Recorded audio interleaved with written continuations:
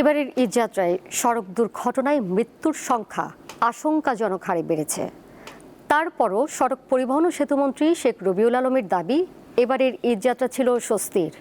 রবিবার তিনি জানান, গণপরিবহন ব্যবস্থাপনায় শৃঙ্খলা আনতে বাসে জিপিএস ট্র্যাকিং চালু করা হবে। এবার ঈদযাত্রার 10 দিনে সড়কে নিহত হয়েছে 279 জন। বলা যায় আনন্দযাত্রা এবার পরিণত হয়েছে শোকের মিছিলে। সড়ক, নৌ ও রেলপথে ঘরমুখ মানুষের ঢলের সঙ্গে পাল্লা দিয়ে বেড়েছে দুর্ঘটনা। এমন বাস্তবতায় সচিবালয়ে রবিবার ঈদ পরবর্তী মূল্যায়ন সভা শেষে সড়ক পরিবহন ও সেতুমন্ত্রী জানান, ঈদযাত্রা স্বস্তির হয়েছে। এখন পিরিয়ড হোক রেগুলার বা হেভি, প্রয়োজন মতো কনফিডেন্স আছে রেডি। Play with confidence.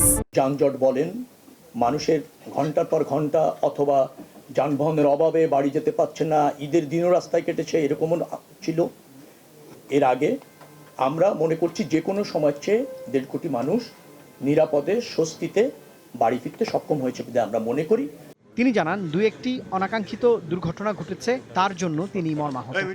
2-3টে দুর্ঘটনা আমাদেরকে ব্যথিত করেছে এবং আমাদেরকে যেটাকে বলা হয় ভারাক্রান্ত করেছে। অনিয়ম রোধে সব গণপরিবহনে গ্লোবাল পজিশনিং সিস্টেম বা জিপিএস ট্র্যাকার বসানো হবে বলে জানান তিনি। এছাড়াও এসি বাসের ভাড়া নির্ধারণ করে দেওয়ার প্রক্রিয়া শুরু করেছে সরকার। আমি বাস স্ট্যান্ডগুলিতে গিয়েছি, কাউন্টারগুলিতে গিয়েছি। রুবায়েত হাসান, দীপ্ত সংবাদ, ঢাকা। নির্ধারিত ভাড়া ধরে